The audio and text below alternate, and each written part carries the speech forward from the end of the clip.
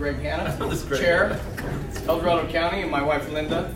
She's the assemblywoman for this county. We're going to pray first, and as usual, all our meetings we pray, and then we do the Pledge of Allegiance. So I'm going to lead with prayer, and then we'll close it over here.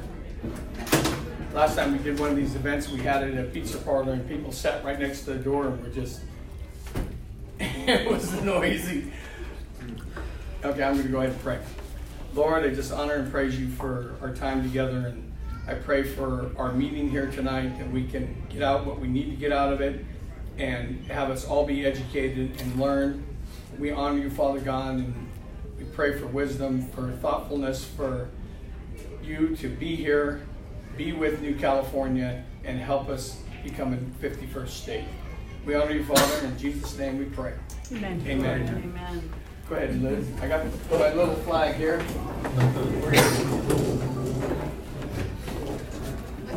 Ready? Begin.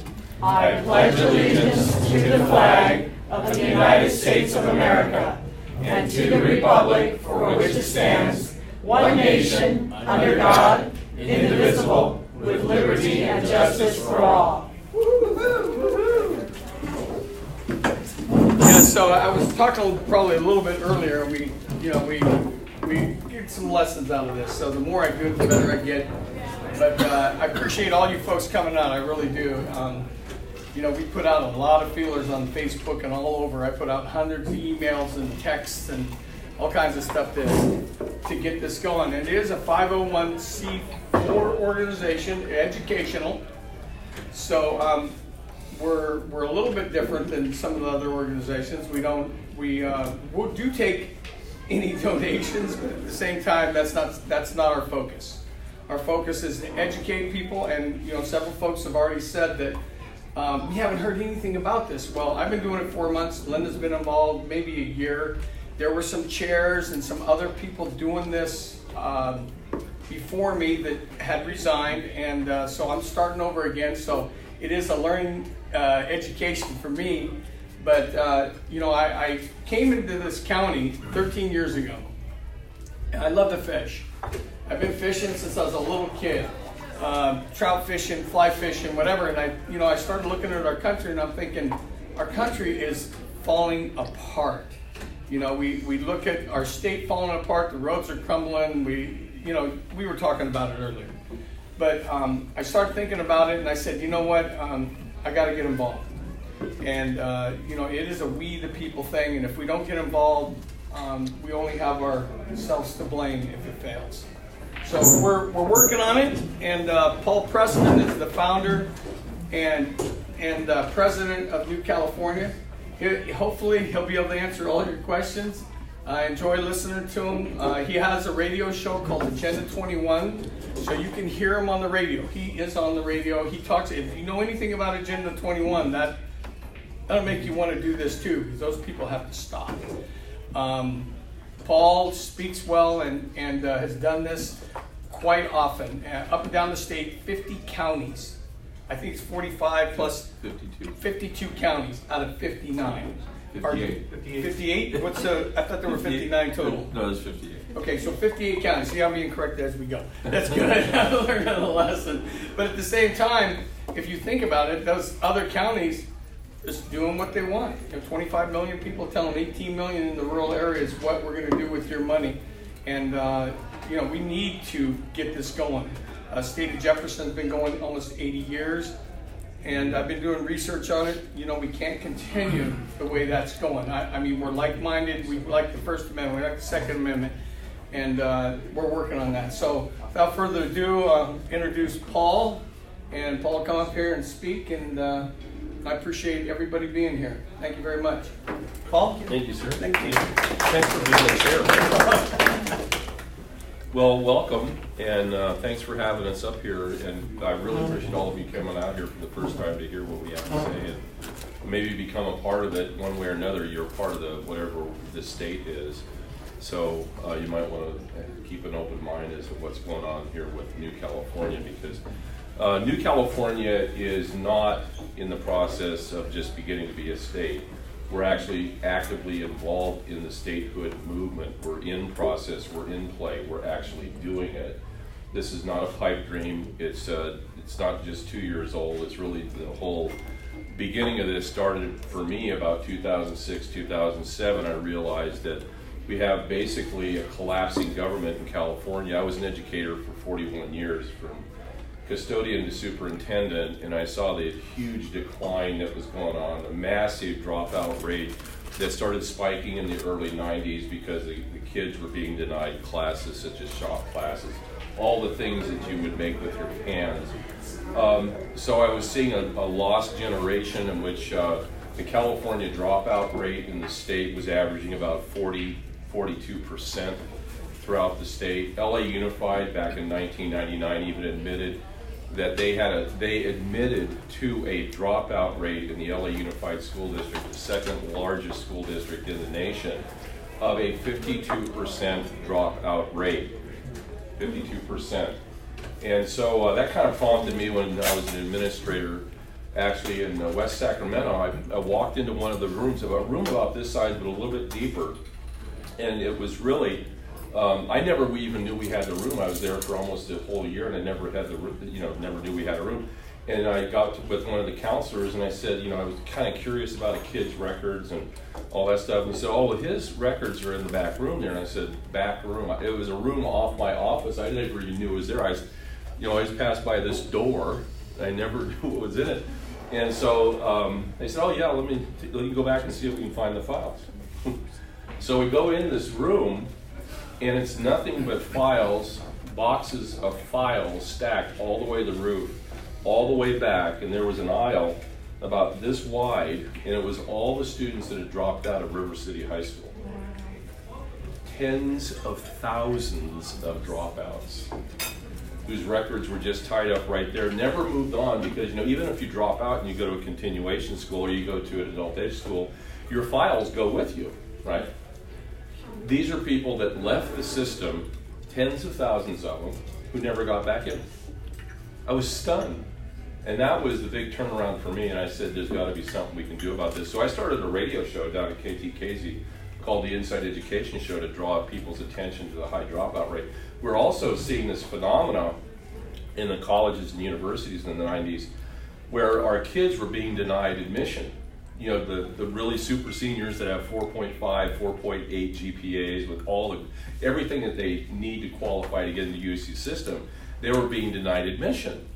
And it started out with the white young men, the white senior kids. And so by 1995, 96, we're kind of going, there's something wrong here because all our white young men are not getting in.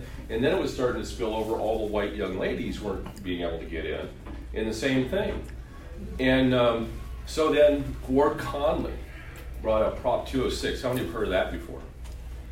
Ward Conley was a regent with the UC system, and he's a black man. Let me tell you, don't call him anything else. He is a black man. He'll tell you, I am a black man. I'm not an African American, I'm a black man. Because I interviewed him on the radio show, and boy, he straightened me out quick. He doesn't want to be politically correct or anything like that. But what he did is he saw the same phenomenon I was seeing, and so he came up with Prop 209, which is supposed to have this UC system stop discrimination against some of these students, right? He's a black man trying to stop that kind of stuff. And so I said, well, this is an ally in all this. Well, then all of a sudden, by 98, we're starting to see black kids not getting it. Okay, well, the white kids don't get in, the black kids, and then it was the Hispanic kids who weren't getting in.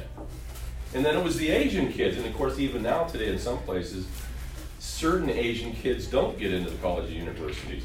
So he said, what is it that's the common denominator? I mean, they're all mixed races, mixed ethnic groups. What's the common denominator? The common denominator is that they were American citizens.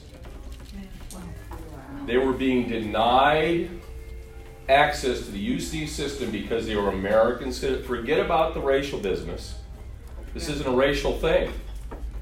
They were American citizens being denied. And of course, the higher tuition rates always apply to non-American students, right? Yeah. So that's what was going on. It was clearly American citizenship was the big discriminator. And that was going on since the early 90s. And look what we have now.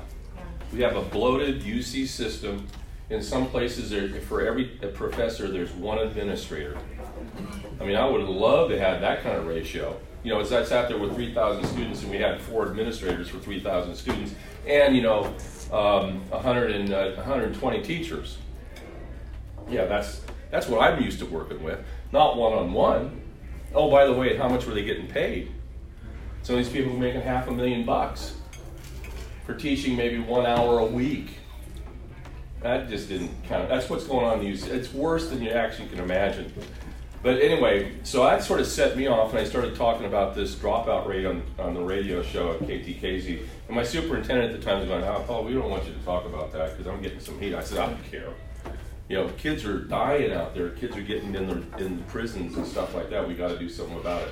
So I continued that radio show, and I was really seeing the real impact in the education system, a complete flip around of our educational system.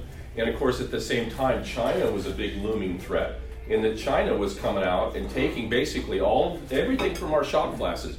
You wonder where all the materials went from shop classes back in the 90s. You can remember this. It all went to China. They were coming over here wholesale and buying the shop class lathes and everything else and sending it back to China. Superintendents were selling them. Now, why would superintendents sell that stuff or just give it away to the highest bidder? Well, because they needed the money too. You see, this is the way California works, and you can see it in the education system as you can see it in everything else. What California was doing was this. It's real simple. They've done this for years. California, let's say a school, they base their ADA, or average daily attendance, and they provide service for kids, so they get paid on a quarterly basis, basically. And when they get done, they present a bill to the state that we've expended, let's say, $10 million per quarter. Then the state is supposed to pay dollar for dollar, right? Well, they come back and they say, "Oh, just check your account in the treasury, the county treasury. Just go ahead and do that." Okay. We call up, after the 10th day of the month when it's supposed to arrive. It hasn't arrived yet. Okay. Well, we want $10 million. Oh, it arrives on the 15th. Now, what's that do for your cash flow? Come on, think about it. You're dealing with multiple millions of bucks, right? So it arrives on the 15th. I'm sorry.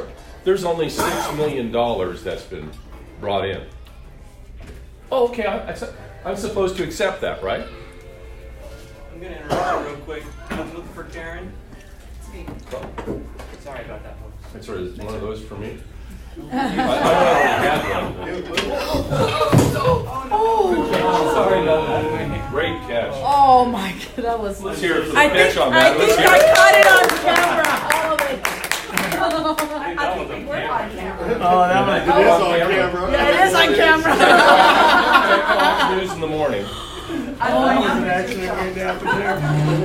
That was unbelievable. So you go and check your bank account, and it's got, rather than 10, it's got 6. And so where did the other 4 go? Oh, we'll give it to you in the summertime. We're a little short of cash. Summertime comes around. Where's that 4 million? Oh, I'm sorry, it's now 16 million. Where is that? Well, we don't have it. We'll just have to wait until next year. It's called deferring payments. Happens all the time. It's been happening since the 90s. The public education system has been fleeced, and about 40% per payment that comes out to every school in the state. There's about 30 to 35, maybe 40, billion dollars that are owed the public education system. So you wonder why our public education system has failed. You wonder why we cut back on teachers. You wonder why we cut back on adults around kids, and then all of a sudden kids blow up and they become problems. And then they get medicated. Isn't that a wonderful thing? Right? So kids since the 90s in California have been denied their rightful amounts of money that should have gone to their education. And it's just disappeared. Now where's it go? Pet projects, cartels. Oh, did I say cartels? Shocking. The corruption of California is complete. And I just gave you a real good demonstration, but if anybody's in the cities, working in municipalities, you know exactly what I'm talking about.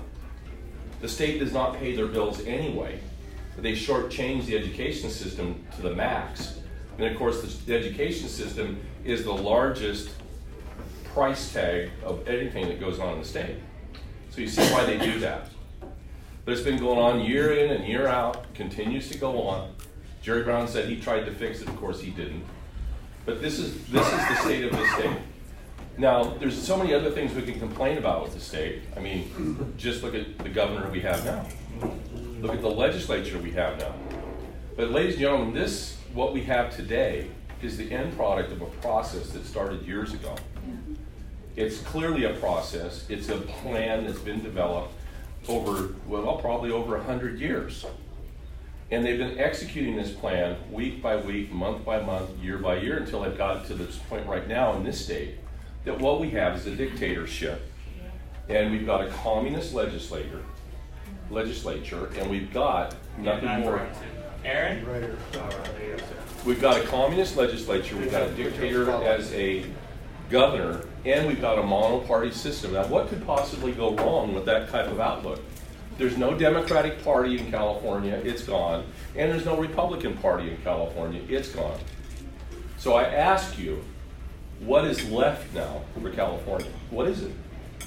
There's only one thing that it is. It's a dictatorship. Actually, it's a pure democracy. This is your pure democracy going on right here, right now. They can take and introduce a bill on Monday.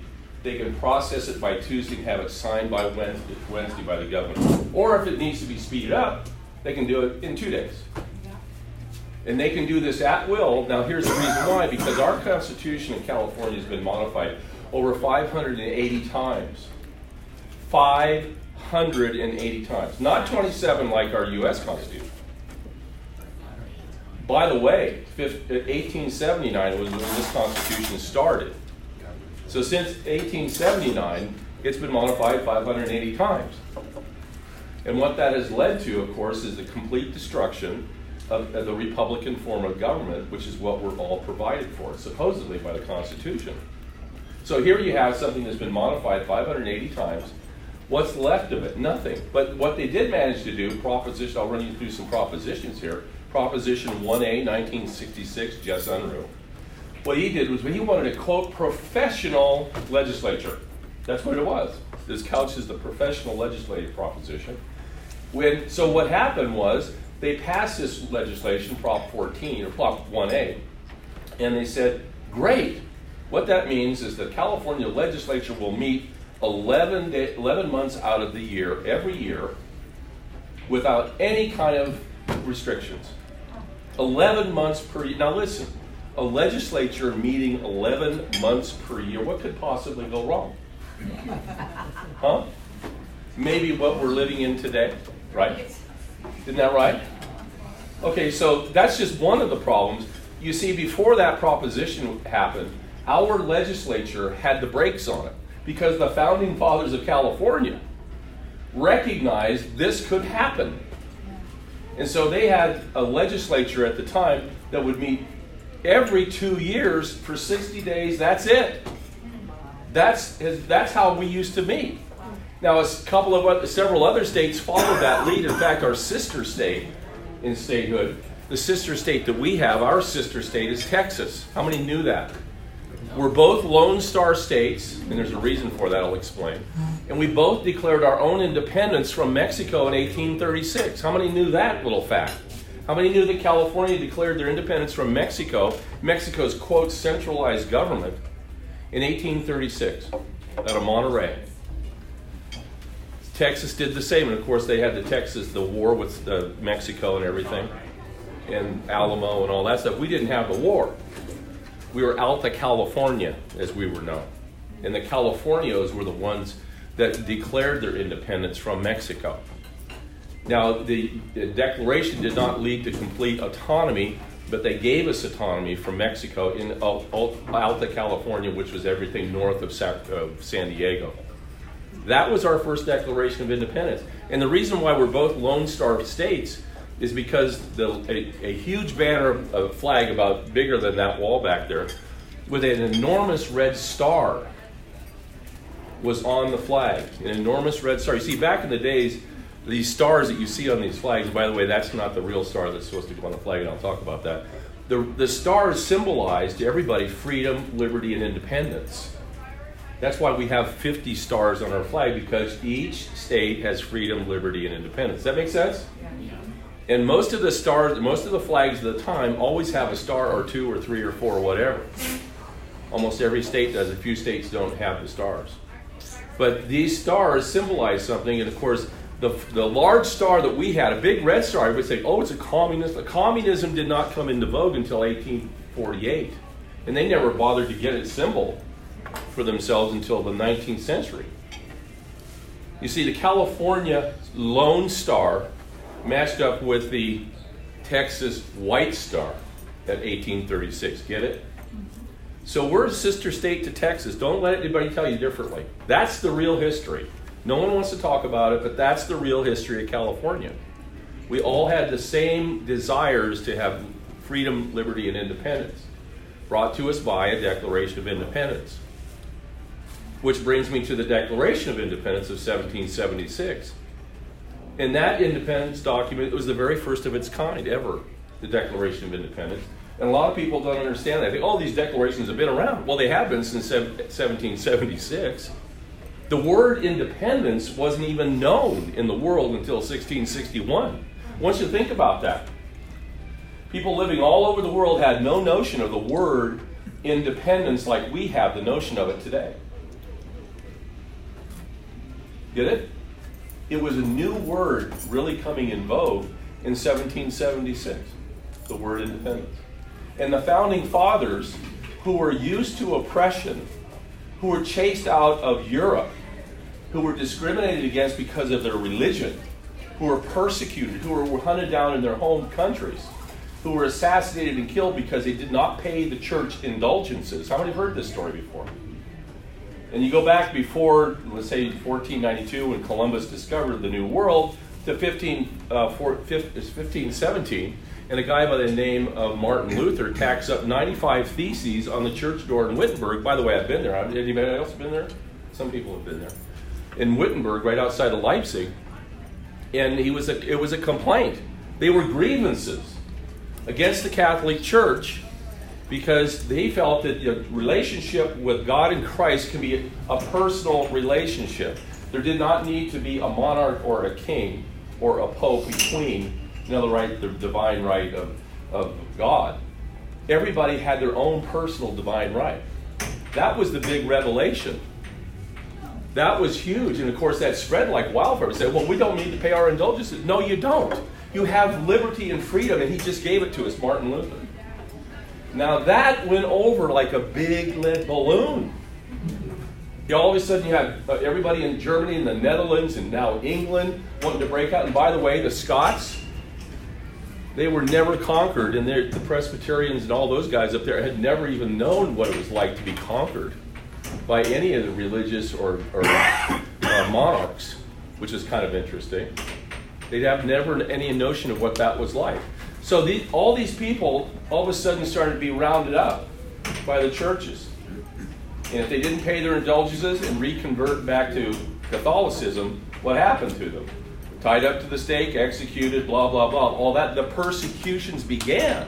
So all these guys said, hey, we're out of here. Let's go to the New World, which is exactly what they did. Now, this was all fresh in the minds in 1776 of the founders who wrote the Declaration of Independence. And guess what? There were 56 writers of the Declaration of Independence. 54 were Protestants, mostly Presbyterians. Hello? There was one Catholic and one Jew. That was basically the makeup of America at the time. That was the demographics. So when you take a look at the Declaration of Independence, you see that it's a God document. And if you have a strong belief in God and Jesus Christ, you get this instantly when you apply it. I did not get it. I did not get it as a Christian man. It took me a while to kind of clue into that declaration. I said to myself one day about 5 or 6 years ago, let's turn around and say, okay, apply your Christian ethos to this document. And all of a sudden it was crystal clear what was going on. The whole notion that our rights are given to us by God and no one else. The government does not give us our rights. How many think our California state government thinks that they give us our rights? Right, okay. And guess what? They're telling you that they do give us our rights. All we need to do is check out what happened in San Francisco, Gavin Newsom, all this other stuff. Because guess what? They play that role. They play that role. So the Declaration of Independence, once it was established in this country, we fought the Civil War, or fought the Revolutionary War, and we won. You know what happened to the rest of the New World? It caught on fire. Every country in Central America and South America and Mexico declared their independence, and they all got it. By 1821, Mexico finally beat the Spanish and became independent. And then by 1836, the Northern Californians and the Texans had it with a, quote, centralized government in Mexico. They just converted back into a centralized government. Nothing really changed, so they wanted their independence, so they declared independence. That's how we got here as a state. Because after that, in 1848, of course, we had the Sonoma, I call it the Sonoma drink-off, the Bear Flag Rebellion, which was sort of an amicable relief, because California at the time, just before at that rebellion, for 22 days, actually became its own nation. That's why we have the term republic on our flag. And Texas, of course, for years was its own nation as a republic. So there's only 2 states that have a single lone star.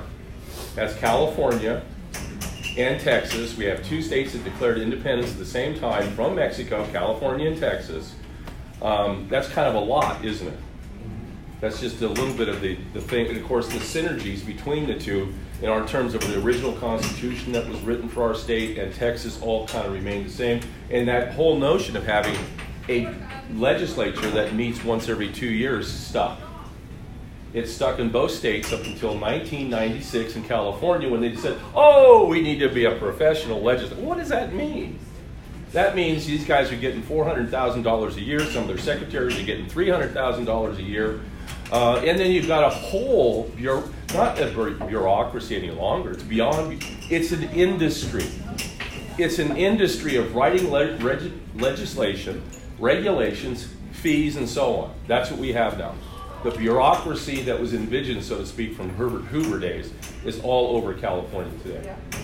And it's not supposed to be that way. It is not. So, looking at everything, I said to myself at the time as I was looking at the world view of this, that there's got to be something we can do to stop the train wreck. And so I started talking to a lot of people and met with a lot of people, because I was kind of saying this is just not going to work, because this is going to lead to bad things for our state and for our country. And it is California first. And I could see the manipulations. I could see the people behind the scenes. I knew a lot of the people behind the scenes. And I said, geez, I wonder what they're really up to here. Okay, so I decided that I would become involved with the Jefferson movement. Well, it was about 2011, 2012, even before that.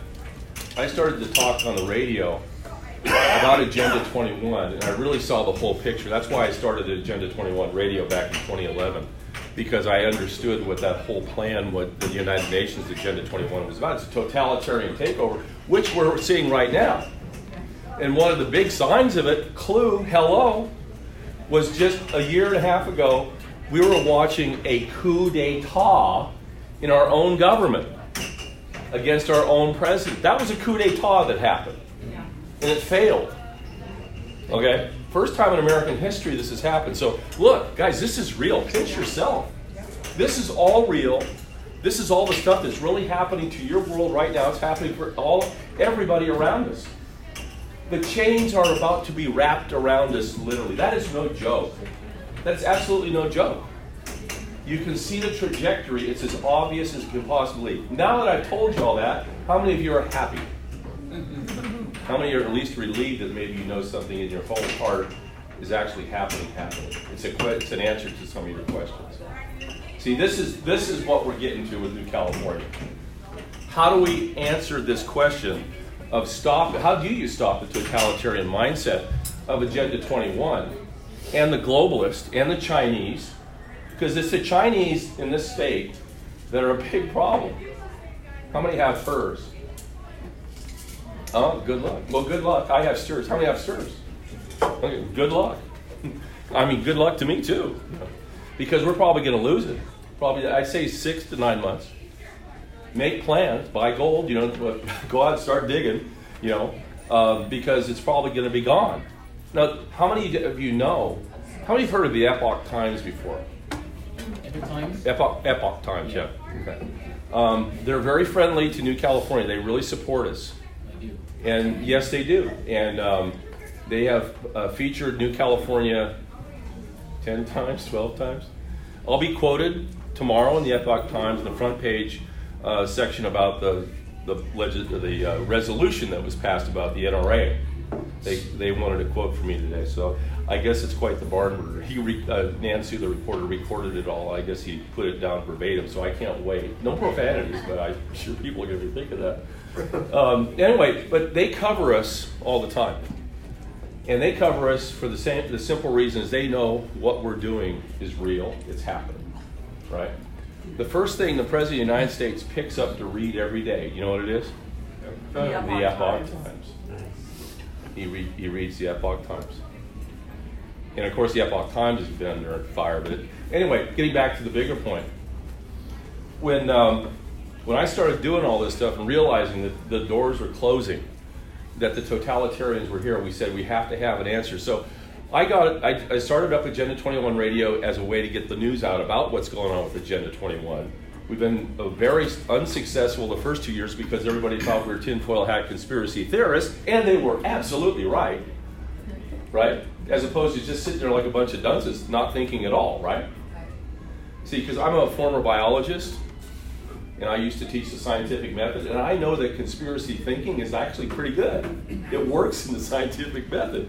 But see, that's what they were calling is don't think for yourself. Don't even think beyond yourself, which of course science cries out for that. And every logical person understands that. Every free thinker understands that, and I say free thinker because they're trying to turn us all into Democrats, not free thinkers. So anyway, I realized that, and I started to come out more and more. But I really realized the significance of the statehood issue, and I had a chance to interview Tim Draper back in 2012. You know who he is? He had the 3-state solution thing. But before that, he had the 6-state solution thing. He was going to divide up California into 6 states, and I thought, wow, 6 states, that's pretty interesting. So I started looking at it and thinking, actually, I said to myself at the time, this is a pretty good idea to break up the state, because you will break up the legislature, and I knew about that because of my ex-wife. Anyway, I knew about all the mechanisms and how it disrupts. So I thought, new statehood, that could be a disruptor. I didn't know all the mechanics or anything like that. So I interviewed Tim Draper on my radio show. And I'm sitting there listening to him, and I soon realized, I said, well, it seems like you're going to break up the state and get 6 Democratic states. Well, not really. We're just doing it by population. But it still looks that way. And then I asked him one of the questions. I said, what about the Constitution? Oh, I don't need the Constitution. I've got plenty of money. We'll handle it, blah, blah, blah. So it didn't go through in 2012, and then he tried it in 2014, same thing. And I interviewed him again, and I said, by this time I'm a little bit wiser. And I realized he has to have the Constitution. And then I asked him that question. He said, I don't need the Constitution. I've got money. I'll make it happen. And I said, well, the Constitution, Article 4, Section 3 of the Constitution does state that if you want to become a state from a pre-existing state, then you have to get the permission of the state legislatures concerned. Oh, that doesn't matter to me. So, of course, it failed. So I got wise, and I joined the Jefferson movement. I said, this is a good idea, I think, to form a state. So I started learning about statehood, all the different processes. Of course, the Constitution has always fascinated me. I've been sort of a constitutionalist all my life. My professor in college, his name was Mabbitt. And Dr. Mabbitt, all I knew, I don't even know his first name, just Dr. Mabbitt. He drilled the Constitution, and he was an originalist originalist to the max. So that's all I know is just originalism, right? So I started picking up the Constitution and the Declaration of Independence and saying, okay, how does this all play out? How does it work? I started going to different things, different functions, starting to learn about the Constitution. And then I figured it all out. I said, wow, we can do this. There's a desire, and not only that, but in studying the Founding Fathers deliberately put various things built into the Constitution designed to stop totalitarians. They knew, based upon their own lives back in Europe, they knew what it was like to live under the yoke of totalitarianism. So they built into the Constitution the little mechanisms that you can do and pull out to stop the totalitarians. So I said, what was the most important one of those that they can do? Well, form a new state. That when you have a state that's gone rogue, because seriously, one of these, they knew one of these governors, one of these they might team up and they might be totalitarian by nature, and they might do that as a state. And once they do that, and they start to violate Article 6 of the Constitution, which is the Supremacy Clause, what happens is it breaks the legal binds that keeps the states together. Because what would happen if one state sees another state completely violating the Supremacy Clause, Article 6, they would say, well, why do we can pass laws that supersede or have greater strength than the Constitution.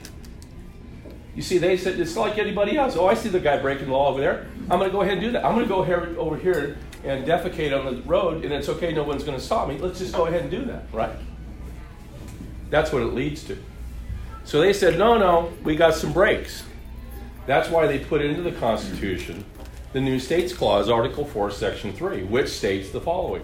That if you want to form a state from a pre-existing state, then you have to get the permission of the states. Now listen to this. Drum roll, please. The state's legislatures concerned, and then that of the Congress. Now, in that statement, it didn't say anything about the governor, did it? No. Didn't say anything about the courts, did it? No. Because they don't matter. The Founding Fathers wanted to make sure that it was a mind over matter thing. They don't mind, and you don't mind, and they don't matter in this circumstance. That's why in the case of Jefferson, they're going to a court to try and solve the problem of statehood. Not working. It's unconstitutional. If you want to do the Tim Draper thing and go 3-state and do what he did this last time, he went out and got a petition out. He said, I'm going to do 3 states. And he eventually got it on the ballot. And I'm being asked by Fox News and others, so what do you think about this Tim Draper thing? I said, well, it's dead on arrival. Now, they had looked at this. They said, well, he sure is progressing, and that election's coming up. And I said, no worries. He is not going to succeed. And so sure enough, some clown sues him. A radical environmentalist sues him because he's afraid that this breakup of the state in 3 is going to destroy all the work that the radical environmentalists have done. So it goes right to the state Supreme Court. It's challenged in court. And the court, 6-0, throws it out. But not on the merits of the case. They throw it out because it's unconstitutional, because it did not satisfy Article 4, Section 3 of the Constitution. Because he worked with the executive branch, the executive being the Secretary of State and so on. He worked with them, not with the legislature concerned. Does that make sense? And it doesn't say anything in there also about working with your county supervisors or working with any city council people or any regional people. Nothing. Because why? The Founding Fathers said, those guys are probably the problem. What we want is the people to meet directly with their representatives. Does that make sense? That's what they wanted, and that's what they're going to get in New California. Now, so at some point in time, every one of the representatives in this arm might have a pitchfork, and in this arm have a torch looking at them. I don't doubt that couldn't happen. By the way, you have permission in the Declaration of Independence to do just that.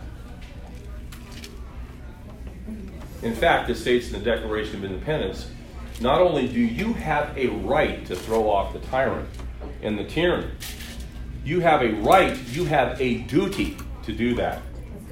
The word right and duty are capitalized. And the reason why duty is so important, because duty means, literally in the language of the writers of that, duty means you have the right to kill the prince, to take up arms against the prince. You have a duty. See, you have God-given rights.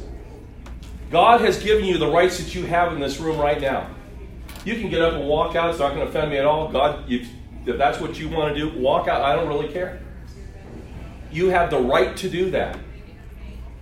And those rights really are embodied in the First Amendment. Even more so, to strengthen everything that we're doing. They say, look, we have a Declaration of Independence. We've given everybody the God-given rights. We've declared that. We got a Constitution. Now we're going to amend a few things, and we're going to guarantee the God-given rights. In the First Amendment, they did that. There's 5 elements of in the First Amendment. 5 elements. Let's see if we can get this one right. You can't say anything. I was your star pupil. What is the first element of the First Amendment? Freedom of speech. What brought the Founding Fathers here? Oh. Freedom of religion. Right. You understand now why they have freedom of religion, the first thing, because God and Jesus Christ, that relationship is there. That's what that's about. Now, I'm going to talk about the religious part of this, why other religions come to this country and why there's a tolerance of that, as there should be. But to try and destroy our constitutional rights is wrong. And that's what's been our Constitution, our Bill of Rights, our Declaration have been all under attack for the last 150 years. And so people don't look at the real history of these documents, and they just pass it off and they accept whatever the modern mainstream media is saying. But you have God-given rights, and I guess the point that I'm here for is to inspire you, to let you understand God is on your side. You have the rights given to you by God. Nobody can take them away from you either. That's why you have a right and a duty to protect. So freedom of religion was the first thing. Now, what was the second thing? Freedom of speech. Freedom of speech. Third thing? What's the word? Teaching the government? No. Oh, didn't close. Freedom of the press. Right, freedom of the press. I want to tell you something. I want to empower you guys right now. All of you are members of the press. You have a right now. We're streaming this. I don't know how many thousands of people. This is the press. This is the media. This is the press. This is the modern day stuff they're talking about. Freedom of the press. I have a press badge. I was so thrilled to get my first press badge. I made it myself. And I could say you could do the same thing. You don't have to have anybody tell you you don't have a right to cover something as a news story anywhere. And what happens down here in Sacramento every single day? There's only a select few that can get in to be in part that the governor likes, that he can talk to and persuade. And if you don't play his game, you get out. You get kicked out. That's what happens. There's no freedom of the press there. Okay, now the next one is what? Freedom of, we're all in this room together, freedom of what? Assembly. And then finally, the last thing is freedom of what? Should I let Liz tell you? We do it every Tuesday. Yeah. Breathe. Oh. Grievance. Grievance. Right. Redress a grievance against our government.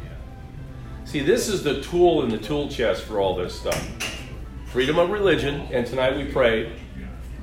Freedom of speech, I'm speaking. Freedom of the press. Freedom of to assemble. We're in this room, and we're talking about a redress of grievance in this meeting, basically. That's what this meeting's about. That's the topic. All 5 are being covered in this room right now, in the whole organization happening right now. All 5. A lot of people don't understand that until they live it, until they realize it. You are now living it. Does that make sense?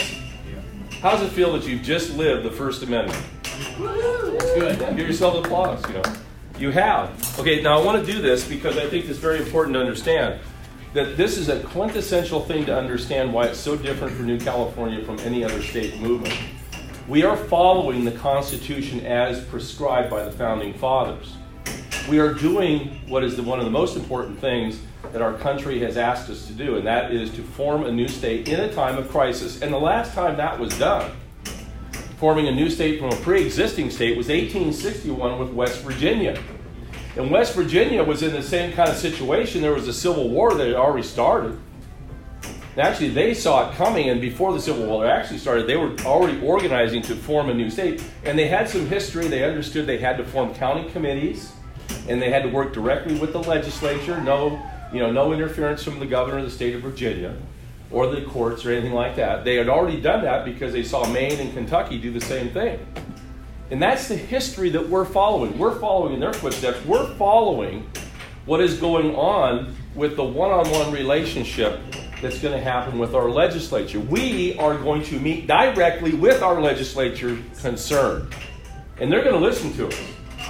They will have no choice. California will have no choice. The assembly members and the senators will listen, and they will go along with everything we say. You know, one of the things, I was talking to one of our new people, I can't remember the name of Nevada County.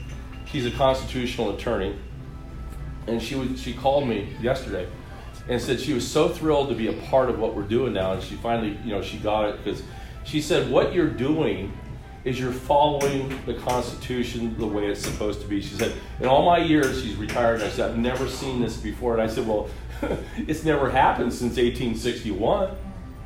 It's never happened. We went out and did exactly what the West Virginians did and everybody else did. We declared our own independence. We declared our own independence January 15th, 2018, with a Declaration of Independence. By the way, it happened to have been on the birthday of Martin Luther King Jr., the real birthday. And then from there, what we've done is we said, this declaration business is a process. It's not just an event, a grand old event, and all the things going up in the air, the fireworks, I don't call it fireworks, I think. Those things going up in the air, it wasn't that. It was a process by which we're going to do exactly what the Founding Fathers did. They built in grievances in the Declaration of Independence. They put in 27 of them. And they built in those grievances that say, look, this is why we want independence from the king. The odd thing, when we were building our own Declaration of Independence, we had a series of meetings with a bunch of people. And finally, we were kind of like being smug people, because we're Californians after all. We were meeting. There's about this many of us in the first meeting. It's about the second or third meeting. And nobody had brought out the original Declaration of Independence to read it. Isn't that weird? Yeah. I mean, we're just, it's a declaration, yeah. And a lot of the attitude was, we don't need that one to look at. And I'm sitting there thinking, yeah, we do, actually. So I brought one with me. And I said, listen, guys, we need to hear this. Because I had already read it and said, this is craziness. So I brought it and I read it. And the jaws were on the ground. And of course, everything that was related to King George, right? King George IV. This, that, and the tyrant, this, that, and the tyrant, blah, blah, blah, And everybody's going, wow, they're really saying those kind of things. They're like, they're mean. No, I think they want liberty and try to protect it. So I said, now let me do this. Let me reread it. And instead of saying King George, I'll say Jerry Brown. I'll insert the word Jerry Brown. And we all died laughing. You said, history is repeating itself right here. Almost word for word verbatim. We're stunned. So we decided that we would declare independence, and we did. We had committees and so on. We wrote the Declaration of Independence. And we had a big brouhaha the day before we were going to do it. And that brouhaha was, do we include the words tyrant and tyranny and right and duty? Do we get really harsh on the governor and so on? And we had three groups. Two groups said yes, and they asked me, and one group said battle, two attorneys on it. Any attorneys in here? Two attorneys said, no, you don't want to say this. You don't want to alienate Jerry Brown. What? We don't want to alienate Jerry Brown? Are you kidding? We want him out of here. That's the whole idea behind it. So they left it to me to write the final draft. And of course, being me, I said, oh yeah, totalitarian, tyrant, tyranny, all that stuff, right and duty, all went in there. And boy, about a dozen people walked out of the back. I said, okay. But it worked. And it means a lot. In fact, the day that it was published, when it went out on CBS News and out to the rest of the world, we were number one on Twitter for 13 days worldwide. Worldwide. So then what we said is, we're not going to embed the grievances. But we're going to read our first 40 grievance in public on Tuesday for every week following. So we went to 40 weeks and we said, you know what? We got so many grievances. We're just going to go right to 95 grievances, just exactly like Martin Luther did. So right now, we just got done reading Grievance 84. Grievance 84. On the 19th of November, we will read Grievance 95. Now, since then, since we declared independence, we have had 4 constitutional conventions. This is serious business. If you think it's not serious business, you're very wrong and you're dead wrong. We are a government. When the person who is a liaison between myself and the White House, when he asked me, Paul, do you think you can govern? I said, absolutely, we can govern with who we have. We've passed 14 resolutions. One of the first resolutions was to make sure that in our Constitution we include the word God. But then in the second Constitution Convention, we did exactly what the West Virginians did. We came up with a resolution that would arm the president with the fact that we would stand, instead of a collapsing government of California, we would stand as a restored government of California, and we would make that decision to set up a government that way. That's exactly what happened in West Virginia, and this is the story. West Virginia, Virginia went to war. The war had started. West Virginians, when the war had started, really wanted to become a state, and they were doing all the right things to do it. But then all of a sudden, Virginia pulled away and became a Confederate state. And the West Virginians said, well, that's, how are we going to get to statehood? Because we don't have a legislature that we can go appeal to get that process through, Article 4, Section 3. So they went to the Congress and said, hey, can we just kind of skip that part? And the Congress said, no, you've got to satisfy Article 4, Section 3 of the Constitution. So they all sat around one time in Wheeling, West Virginia, and a guy by the name of Pierpont, there's kind of a room like this, a bunch of people, they're all standing around, and Pierpont steps up, he's an attorney, he goes, look, I got the answer. I'll be the governor of the restored government of Virginia. And they all looked at him like you're looking at me right now. What the hell are you talking about? And you know what? They passed Jack Daniels around a little bit. About an hour later, they said, you know what? That's a great idea. Can I be your lieutenant governor? Can I be your secretary of state? Can I be, all of a sudden they had a government stored up. And they took it, are you ready for this? With the help of Abraham Lincoln, who everybody detested. They took it to the Congress, and the Congress said, yep, you are the restored government of Virginia. We anticipate there could be a situation in the not too distant future in which this government collapses in California economically. Yes. And it's happening right now, big time. And it's going to happen big time. It's already, the projections are in, everybody gets it. That will create chaos and anarchy, and there'll be a need for the Insurrection Act of 1807 being employed. And it's at that point, in fact, 2 weeks after we came out with our Declaration of Independence and people could see our model, that the Constitutionalists rallied around us and said, we get what you're doing. We get it. A few people did. Somebody from a big network in the sky called me, kind of interesting. He's a law professor. And he called me about 2 or 3 weeks after this. He says, this is so-and-so. And I'm going, wow, you're calling me. And I'm sitting there listening to him and saying to myself, this guy doesn't know squat. The big constitutionalist. And I'm sitting there thinking, well, let me help you out. I said, do you really even understand what we're doing? Well, and I said, no, I don't think you do. So I backed him up a little bit and I kind of explained, this is a people-to-people business. This is where we are working with county committees and real human beings. We're not working out there with a computer. And then, he started laughing and said, so that's what you're doing. And I said, it's real simple. I said, it's very prescriptive when you see the history and what you're tasked to do as somebody in this position. And so that, of course, won the day with him. We also had, what was the guy's name? The other guy that helped. Victor? Oh, remember we were, there was another guy who was out of Berkeley we talked to. And he called me with the same thing, and he was actually helping. And he called me after Tim Draper's thing got thrown out of court, and he called me and Greg? I don't think of his name. Anyway, he's out of the East Bay and also Berkeley. And he called me after the case was thrown out of the Supreme Court. And he said, well, how are you guys doing this? What are you doing? And I had to explain it to him. And interestingly enough, a couple months later, Liz and I were at a dinner with Victor Davis Hanson. And at the very end, somebody mentioned New California. I think it was Liz. They introduced me as an assemblywoman. Assemblywoman, that's right. Anyway, and so finally she starts to describe it, and this guy gets up in the back into a packed house. He said, this New California, they know what they're doing.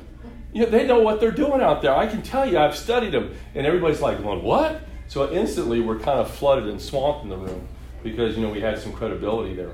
But this is the kind of stuff where people don't necessarily understand. So we've had 4 constitutional conventions. We passed a resolution saying we would become the restored government of California if need be. We also passed 9 other resolutions. We sent all these resolutions to the president. The president asked for hard copies, and we sent those to him. And these resolutions are based upon our grievances that we've already written and read. You see, we're getting ready. Yeah. We can govern. I can answer that question. We can govern. In fact, I will take this legislature, this government in New California any day over what's in Sacramento right now. Any day. Any day. Bring it. Bring it. Because what you have is a real group of strange human beings. This is what happens when you see communism in the head of a real cancer. So I'll get your question in a second.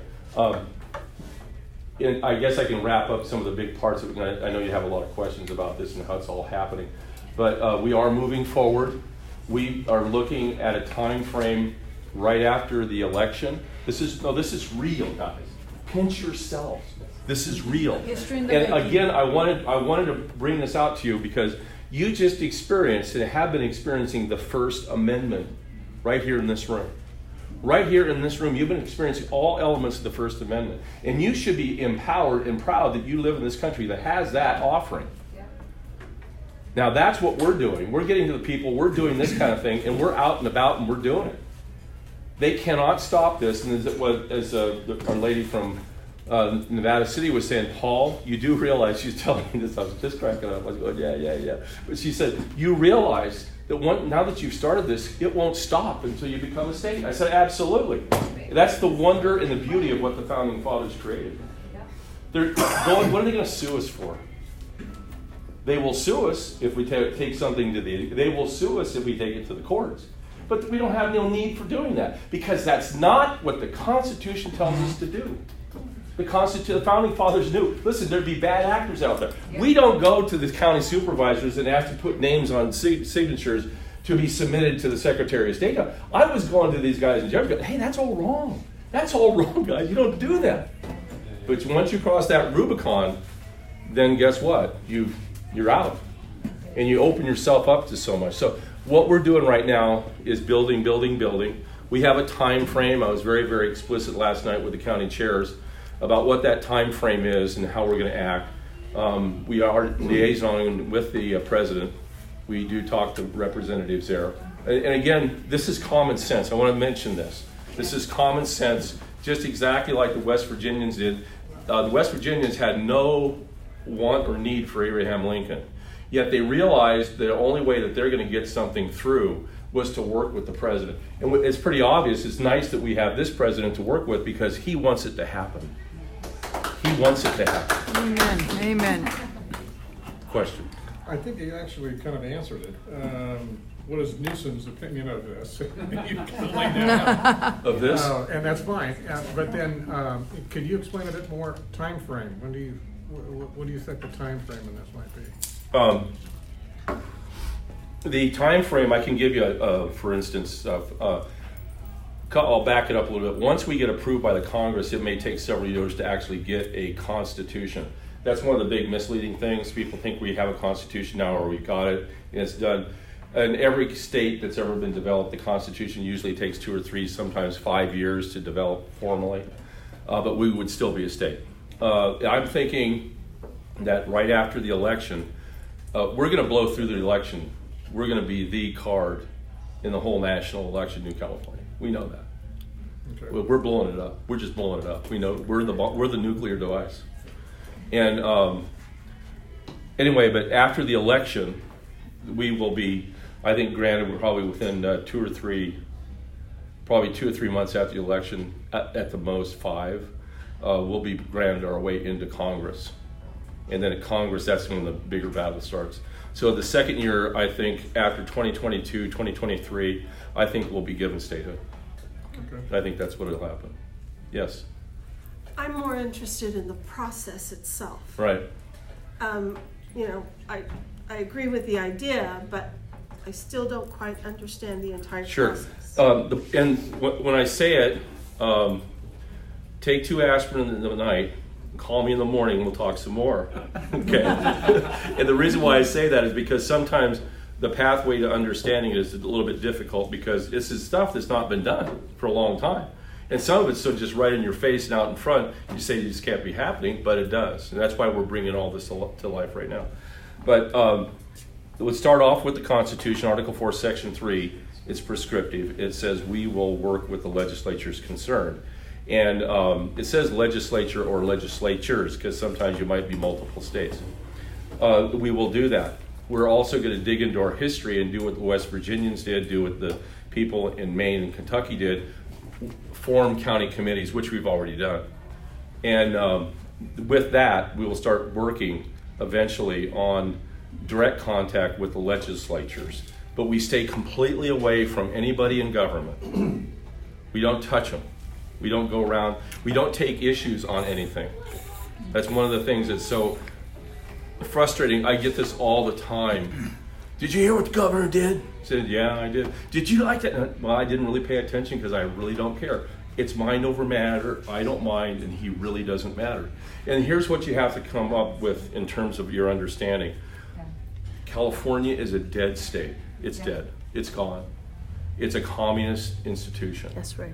And it's over as a Republican form of government. See, Article 4, Section 4, the president swears an oath to this, and he has to follow it.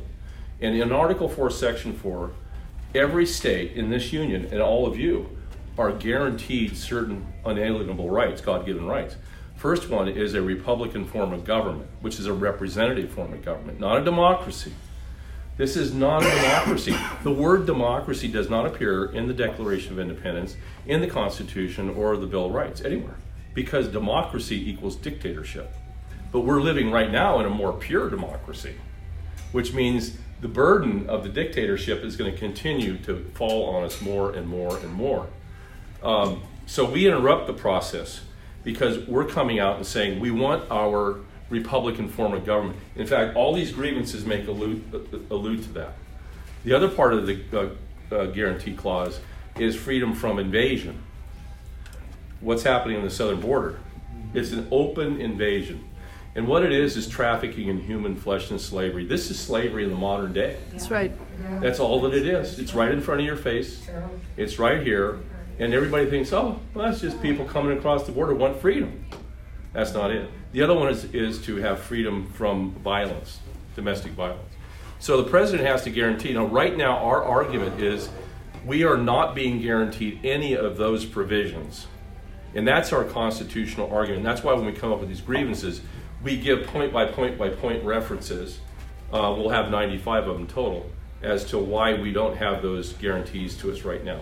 And that becomes evidence the president can do what he wants to do with it once it becomes an insurrection process.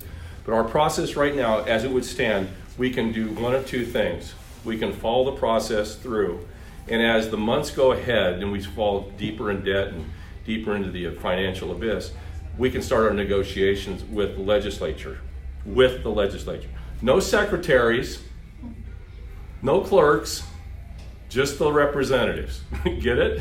One-on-one. Go down to the office with pitchforks in hand and torches or whatever and demand meeting. We have a process we're going to put in play.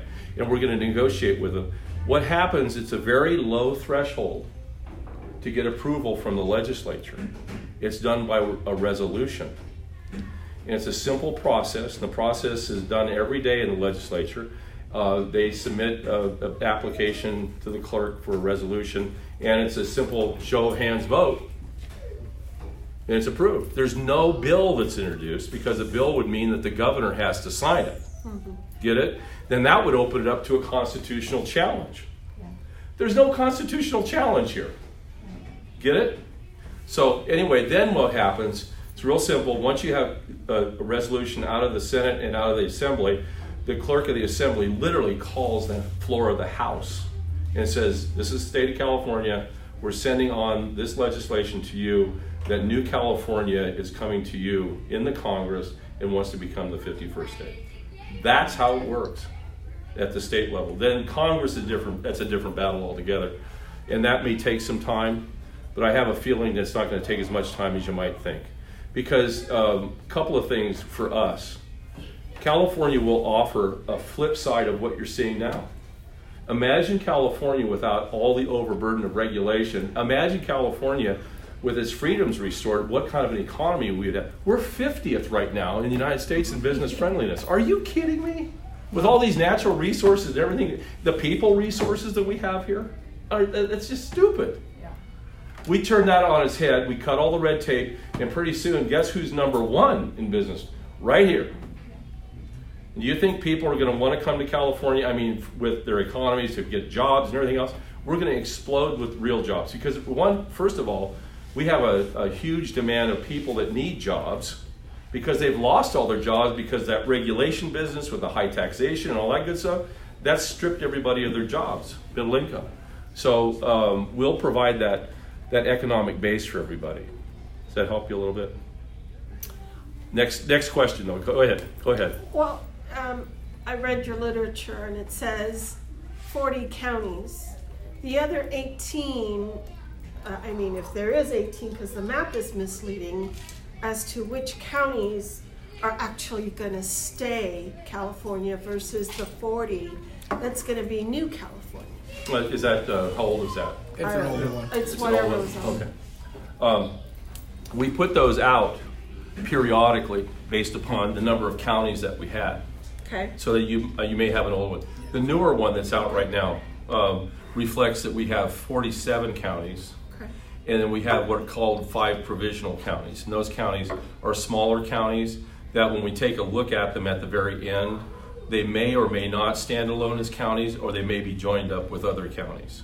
Like Alpine, because It's 800 people, right? Yeah. Even though, I want to say this, because this is what really is the driver behind this, is where the Jefferson movement actually had a lot of things right. Alpine is a very unique county. If you've ever been out there, it's not far from here. Right. Every county, I've been to all 58 counties, as Obama would say, 57 states, right? I've been to all 58 counties, and they're all beautiful places, and they all have their own dignity and pride about them. It wouldn't surprise me that Alpine still became its own state or own county on its own. But that's the way it stands right now. We have a chartering process where the counties all meet together and would approve a county coming in.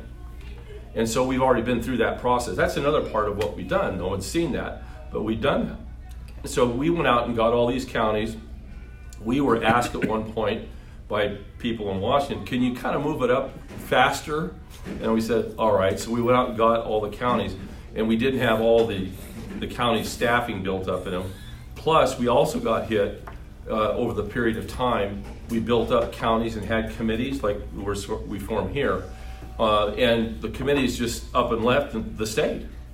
We had 11 of those counties hit us, and so it was kind of like we got to shuffle around and rebuild and all that stuff. So we've been through that. But the map itself that you see there, the red one currently with the yellow spots, yellow spots. Let me tell you what this represents. If you're looking at that, the redness represents all of rural California. Almost all that red is rural California. It's this out here.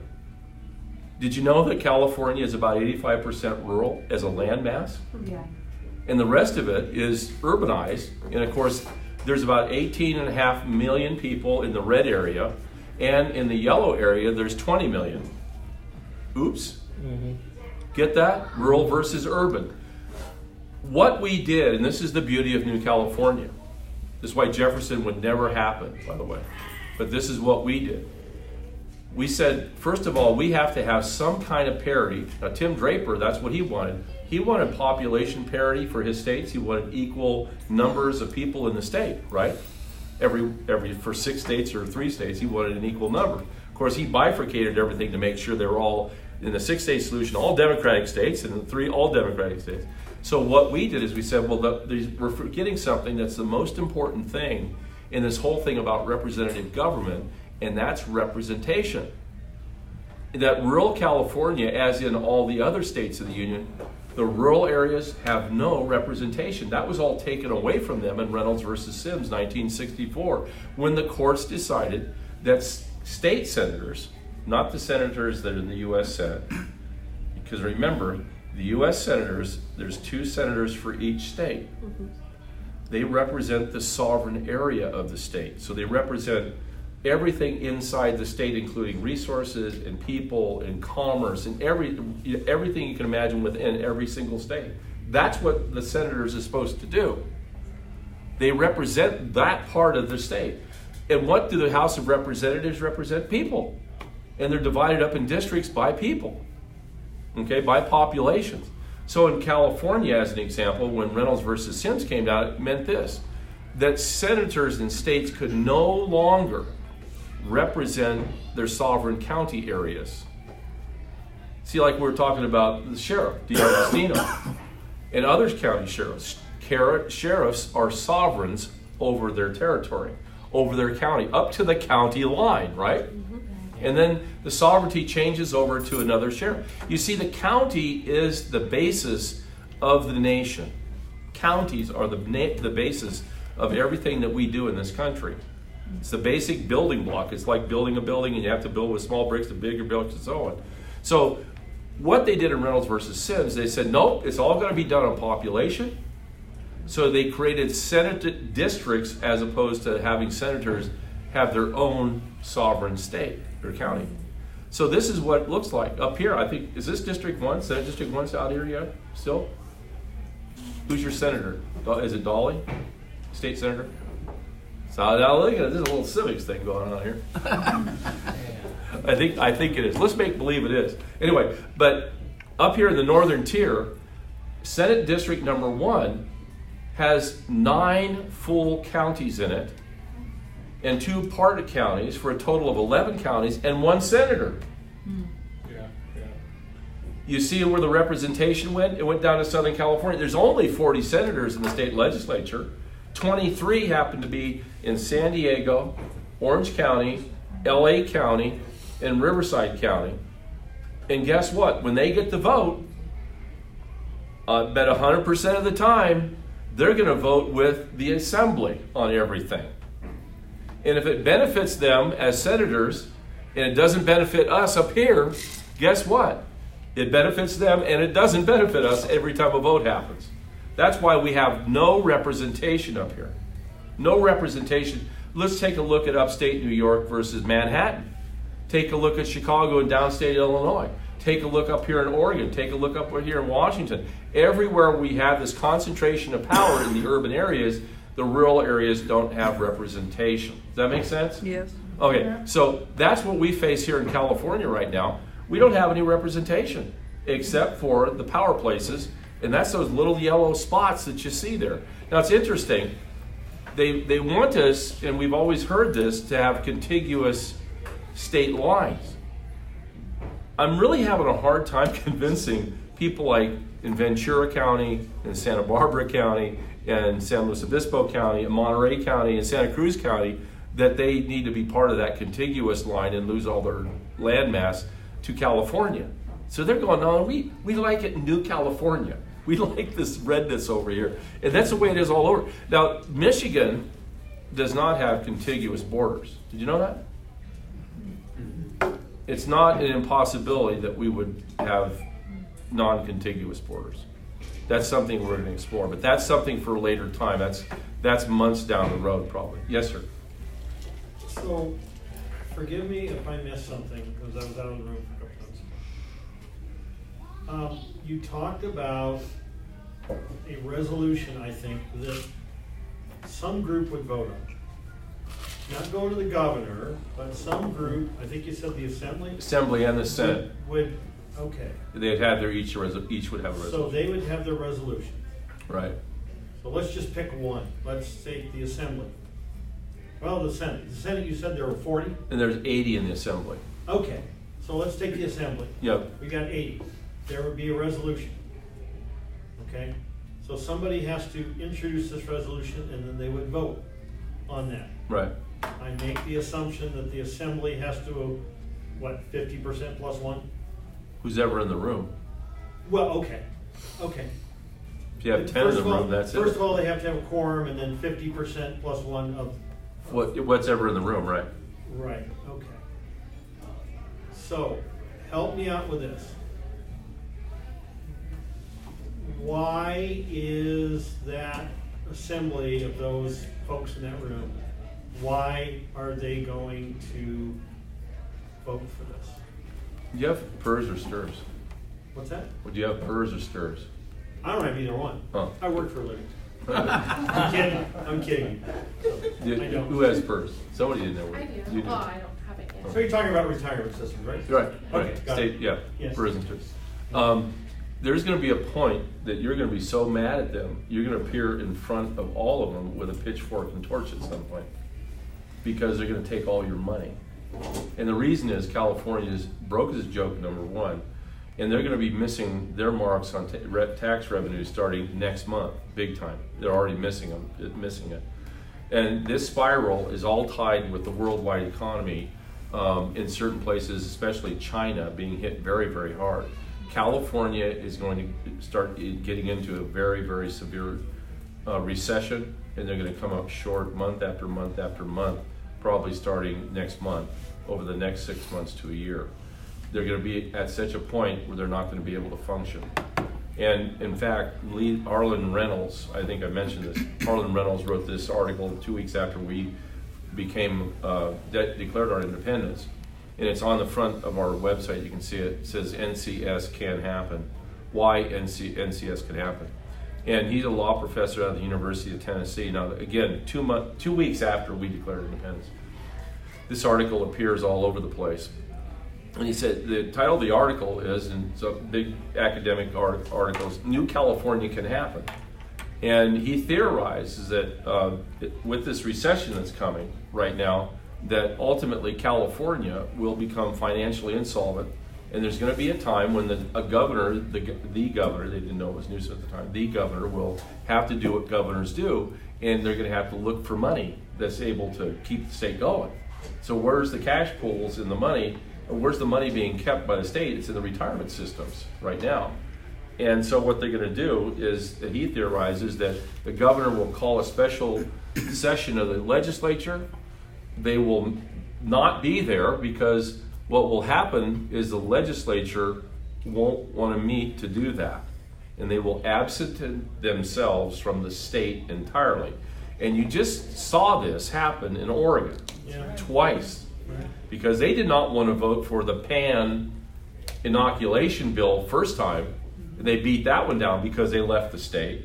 And then later on, the Democrats pulled a fast one. They were trying to put in the California Air Resources Bill, AB 32, into law in Oregon. So what happened? They absented themselves again, and they stayed out until the legislative session was over, and that killed that bill. You see, this is what is projected will happen with us, that he says in 2021. And that will trigger a severe recession in California, so much so that the president will declare an insurrection in California. That's why we wrote what we wrote about becoming the restored government in California. And they said what the president will do, if you read about posse comitatus and so on, he uses the Army first. The Army will come in and surround, in this scenario, Fresno to protect the new fledgling government of New California. That's just his story and his thought. So I still need to back up to these 80 assembly members. Right. And you say they or some group of them are not going to want to show up. Well, no, in the scenario of insurrection where they don't have the money, they're running out of money. Right. That's a different insurrection scenario. The scenario you're talking about is if what happens when they don't have enough money, we are going to show up and say, we will show you the light here, brother, and we'll help you out. Because the one thing they do not have a capability of creating an economy that can turn itself around immediately. Plus, they're losing their credit rating right now as they speak. So California not only will lose their credit rating, which means they will not have the ability to borrow money, but they won't have any cash reserves anyway. That's happening really fast. The other part of it is what I mentioned about the Chinese and PERS, is that do you really think that when the Chinese are out of their own money, they're going to go ahead and pay the dividends that are due on the stocks that have been bought by this communist Chinese that's working for the PERS people? All those stocks are going to pay dividends to go into PERS. The answer to that is no. It's a communist country. Why would they do such a thing with their own stock? They're not going to pay. You know, they're just as ruthless as they can be. So that's going to be another hit. The money that they're going to try and reach down into in PERS is not going to be there anyway. So that's going to give us the ability to go to them and negotiate and say, look, we have a clean slate. We have clean everything. We have clean credit. We're going to turn the business model completely around. We have tons of resources. Number one in the nation in oil and natural gas is New California. We have timbering, we have mining, we have all the natural resources plus farming and agriculture. Which we're going to bring back. We're going to bring back the water. We're going to finish off the water project. So it hasn't been done, hasn't been finished. The Auburn Dam will go up. Yes. The president wants to rebuild Oroville Dam. I don't know if you know that or not. He's very anxious to do that. That's one of the reasons why he stopped out at the Oroville Dam before he went up to Paradise. Just to get it, because the Oroville Dam shot. They built it wrong. And who were the people behind building it? Let's see. No. It was Nancy Pelosi and his dad, and it was Edmund G. Brown. They were the one. And one of the big things that they forgot to do, if you go up to Oroville and look at Oroville, it's all made out of 3 grades of rock, small, medium, and large, river-washed rock. And it came all from the gold mining dredges of the Feather River. And there's still mountains and miles of this stuff. The big thing that they forgot to do is they didn't fracture the rock. It's a dam of ball bearings. They're all river-washed rock. So that is a problem. That's still a problem. Plus they have the problem with the highest earthen dam in the United States. Yeah, just a minor problem. Plus the other thing was with the spillway. The spillway has to be torn up and redone. They just did that. She was actually first. So if California is going to be in a recession and they're broke, where is New California getting its funding? We're going to tax the hell out of everybody. No, we are not. No, we are not. No. There's got to be a starting budget. Right, there has to be a starting budget. Yeah. We will be making the necessary agreements, probably with the federal government. We've already had some discussions. One of the guys who helps us is our vice president for us is Chris Street. And his very, very, very good friend, who he works with all the time, is a guy by the name of Peter Navarro. Have you ever heard of him? No, Peter Navarro is the guy who advises, he's Donald Trump's China trade advisor. That's Peter Navarro, okay? And he also advises Jeff Sessions. So we know that there's money that will be available to us as a startup for a new state. We feel very comfortable with that we'll be able to take that money. We've already had word from other sources like Wall Street and so on that they would be able to help us out and fund us. But the bigger thing is, once we start slashing and getting rid of all the red tape, we're going to free up business. Right. And it's just exactly what's going to happen. What's happening now is that tax revenues are actually going up for the federal government. It's the same thing happened in the Reagan era. We're going to make sure that our tax revenues, but here's the other thing too, is you talk about a budget. $27 billion were spent on illegal foreign nationals last year. Yeah. It's going to be $31 billion this year. Guess what goes away as soon as we become a state? That. Okay, that goes away. I get that, but is the money a loan from the federal government or a grant? It would probably be in the form of both, grants and loans. Okay. Is the way it would work. Investments. Investments We'll have and stuff. private investments too, I'm Yeah, sure. oh yeah. The whole thing will open right up, and that's a discussion we've got. It's been ongoing. We're going to continue that as we get closer to this time frame. The battle for us going forward, and this is why I say for New California, I don't care. We should not care about anything that happens in California anymore in the government, Right. because there's nothing we can do about it. The only thing we can do, Speeds up the fail. Right. nothing we can do. What we can do is do our own work moving forward for New California. That's what we can do for a new state, for statehood. And that's why, we roll up our sleeves and get after it. We just don't sit in front of our computer all day. Well, sometimes I do. It's terrible. It's just what we have to do these days. But this is part of how we do things in New California to make things happen. We're not sitting around waiting for all the dialogue to die off, or are we being bothered emotionally about what's going on? We know it's going to hell in a handbasket. In fact, we are in the handbasket, and they're just dumping more hell on us. But we can get out of the basket. Yes, sir. On the finance perspective of this whole thing, California as it stands has shareholders, they've sold bonds and things like that, and you talk about the public retirement systems that they hold, as a liability. Some say it's an unfunded debt or what have you. What would New California do to honor those bonds that are already pre-existing and or the liabilities that are held by the state as it currently has? The state of California would have to assume their own level of bond indebtedness, and we would have to assume ours as well. We'd have to honor that. Some we'd negotiate back down, but some we'd have, most of it we'd have to honor. Just like the water rights and everything else, we're going to have to honor that. There's going to be a time frame of transition for a lot of this stuff to work itself out. I say probably 10 years with all the contracts and everything. I know some of these contracts are 50 to 100 years. I get that, 99 years. But most of the other ones will probably subside and level themselves off.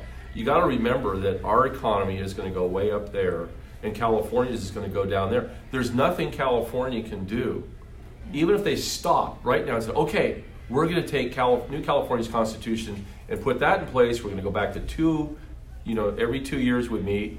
Guess what? It's probably going to take 150 years to get back to anything that looks like an semblance of a free market economy in California. Yeah. They have so much overburden. Yeah. And they're going to be stuck with their overburden because they're stuck with population density. They don't have the resources that we have. Plus, they view us as a burden on them. You know that, don't you? Yeah. The rural area is a burden. So, fine. We want our freedom. Now, we will work hard, and this is one thing I've been telling people, for PERS and STIRS, that will be one of our incentives, is to bolster that and make sure that that's good for everybody. Because I think that's only fair. It will definitely get out of the market for buying anything in communist China. And we'll sever any kind of ties with communist China. That's going to be one of the first things that will happen. That's been the big thing that's happening to our state right now, is that a lot of people are beholding, they're being part of the communist Chinese mechanism here in this state. And when you come to the Constitutional Convention, which I'm sure you're all going to do, this fifth one is down in Irvine. You're all welcome to show up down there. Trevor Loudon is going to be our speaker. We were going to have Victor Davis Hanson, and we tried to get him. He kind of backed out on us. But we're better off with Trevor Loudon. He does a fantastic job. He will explain all the things that are going on right now in California, why New California is necessary. He actually endorsed this. He's the first person to actually technically endorse this. He's endorsed this because he understands we're in the fight to win it. And we're winning. We're winning because we're doing what we need to be doing. We're not doing extraneous things we shouldn't be doing. And it's just, to me, it's common sense. What are the dates for the... The 25th and the 26th of October. Yeah, October. Right. October, yes, sir. You begin to touch on it, it's going to be a huge, huge issue. Water rights. Right, the state water project. right, Okay, California owns Oroville and San Luis Reservoir, right. and then the entire state water project.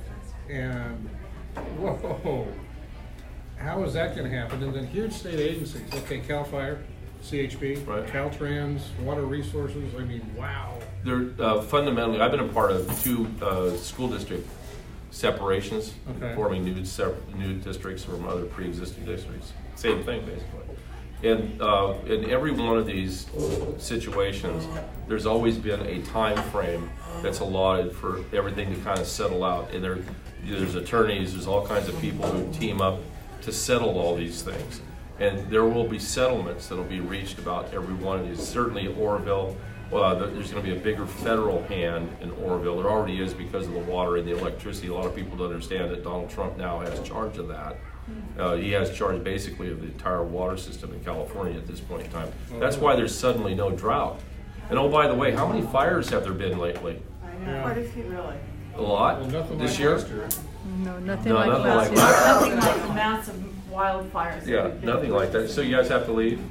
We do. Yeah, but you And said- we'll get to see the rest of you because it will be posted, right? Yes. Yeah, Yeah. Thank you so much. sure. Thank you for Thank being you for here. It's not coming. that we're not interested, we just. Oh, no. I know. No, that's, No, thank you very much. thank you so very much. for being here. We got you guys' name and number, so Yeah, that's it. We got your name and number. Yes. I'll put you on the Amador County one. I Yes, have yes, one ma'am. last Thank you. question.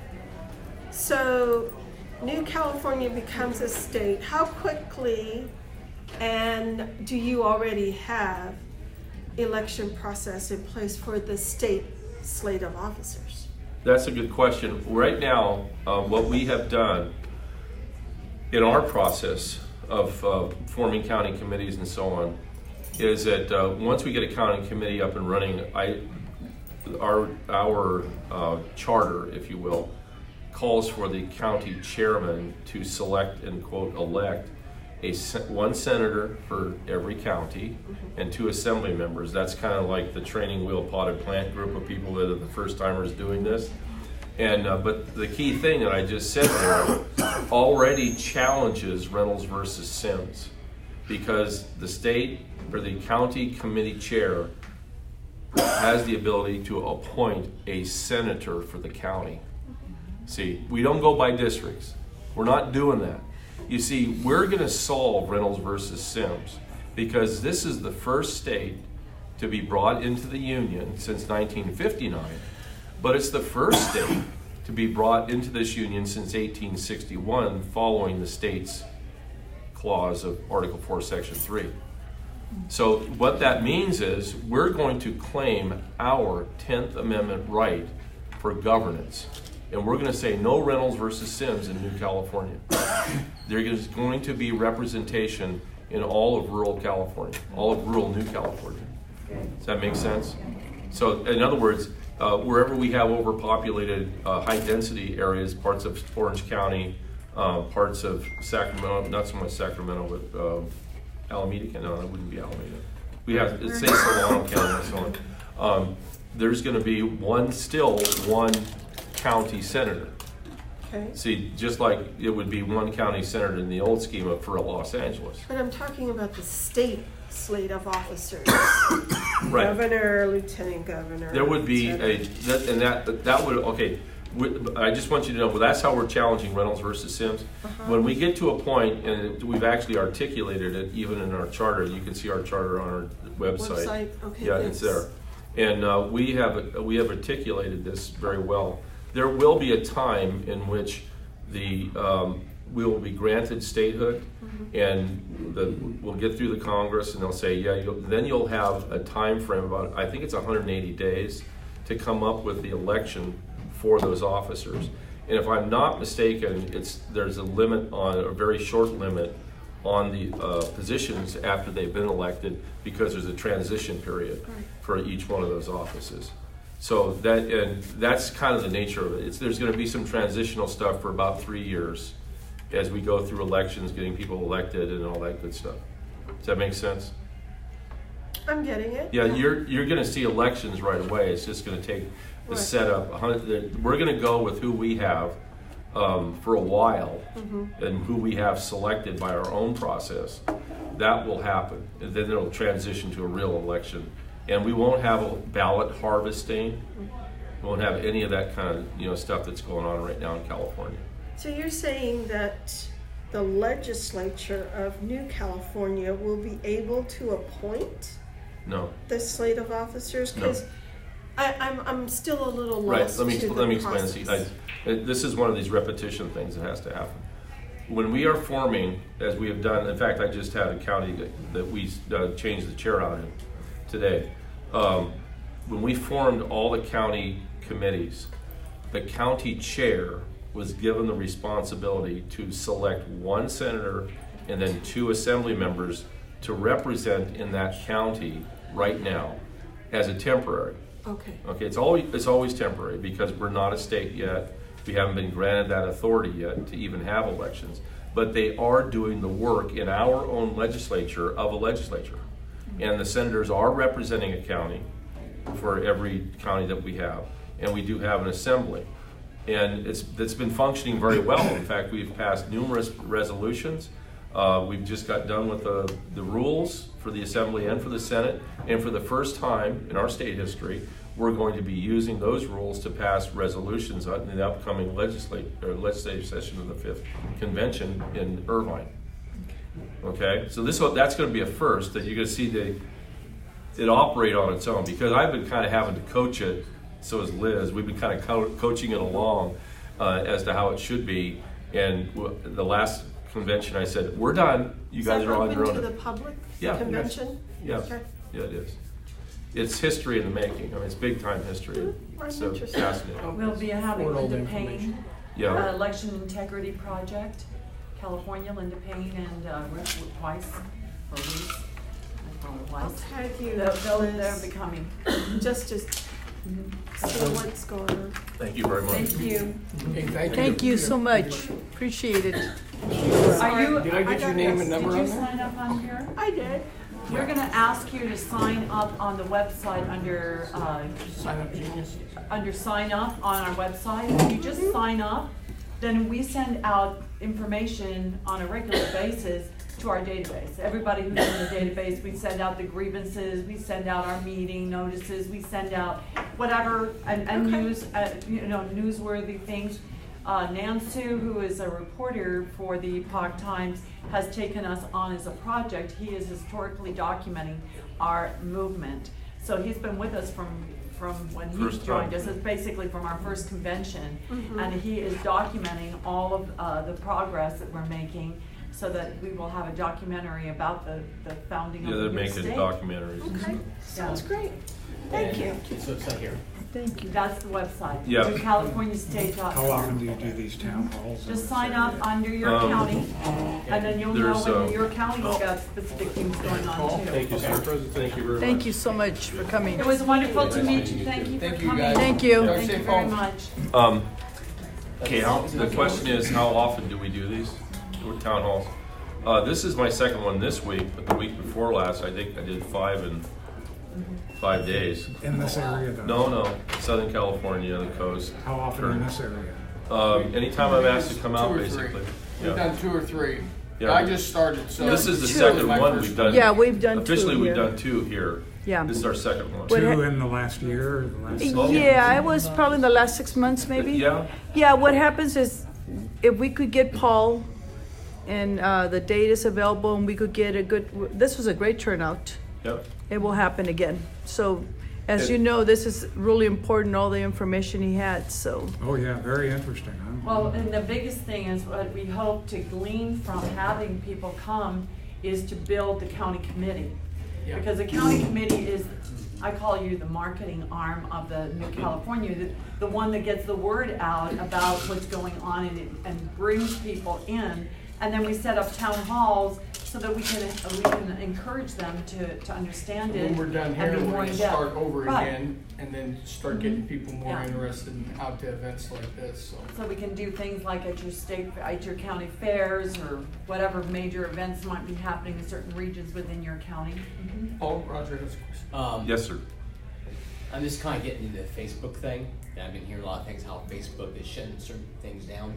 have you heard of anything where people are mentioning New California on Facebook and it's shut them down?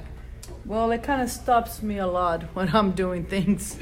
It just, They haven't really yet, and we're actually looking into an alternative right now as we speak. Actually, I was on the phone today because we anticipate that Facebook will shut us down at some point. What we're doing is kind of laying low and building, because we know that once we get out, the other side's just going to go absolutely crazy when they figure out that how strong we are and how far we are. Because Facebook owns, well, correct me if I'm wrong, owns YouTube or Google owns YouTube? Google owns YouTube. Okay, so I know YouTube is shutting down all the gun channels. And all of that, yeah. So, Shutting down So what? all the gun channels. Oh yeah. I use this all the time, but I don't comment. Because what they actually have is an algorithm that looks at your comments. People only read those things that the computer says, you need to take a closer look at this. So of all the posts, when you write a little comment in Yes, there, I have. that's what they're looking at, is you're commenting.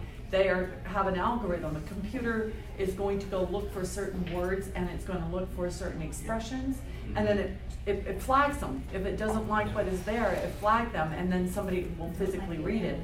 So that's why you would have somebody close you down. Like me, I don't put any comments there.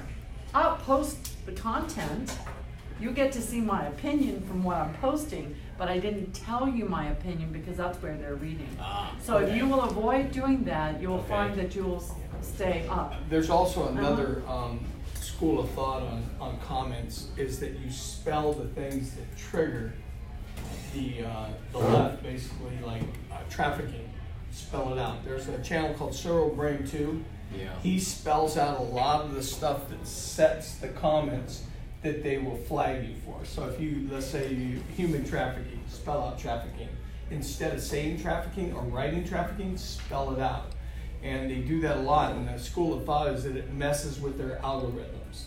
So if you think about the change in certain things that you're gonna say, spell it versus saying the word.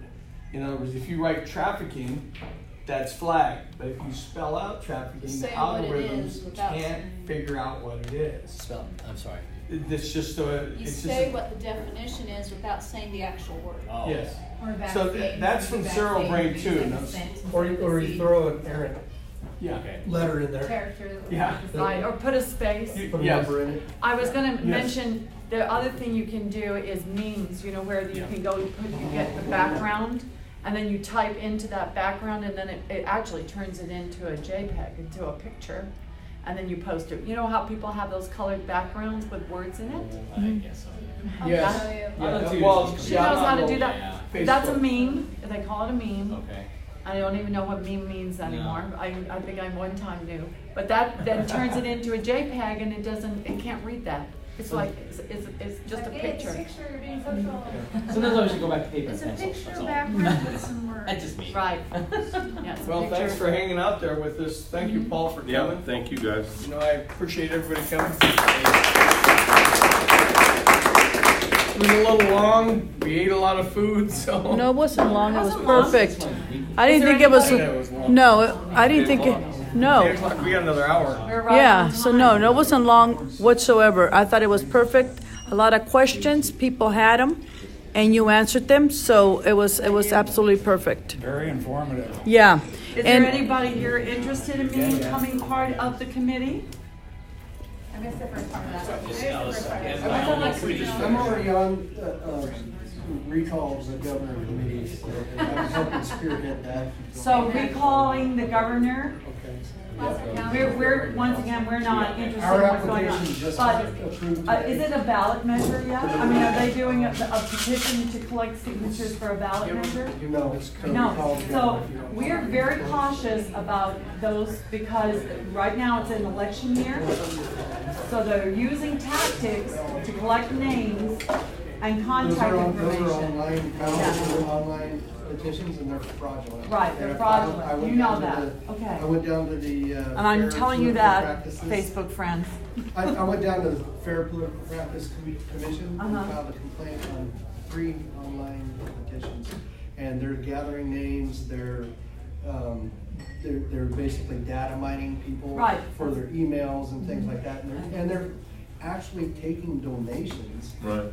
under false pretense. Right, So they're frauds. I asked the FPPC to forward the findings of their investigation to the FBI for prosecution. But even if we did manage to get rid of the governor, say for instance, say we got rid of him and put in a new governor, the system in place will not allow you to change Right. it. There's So- checks and balances with, within the Constitution, and I think one of the things that we need to restore is re-implementing civics class back into our school system. They were taken out back in the 70s to basically dumb down the population, so we wouldn't be able to do this kind of thing. And, I think that the movement that I'm part of, there's a lot of energy, there's a lot of momentum, and we're growing by thousands a day or a week. Just since I've been here, we have, 350 new members to our group, and we're Well, growing we at 1,000 hope a that week. you see the light, So, that a yes. new state is the only solution. And I understand that, and I Yeah. agree, I totally agree with that, but I also think that what we're doing could be a fail-safe mechanism, and there's only been 2 recalls in the nation's history that have been successful. One back in North Dakota in 1929, and then the Bray Davis recall of 2003. So what we have that they didn't have before is the powerful tool of social media. So since we began this process back in July 26th, we now have, 6,000 people in our group. Yeah.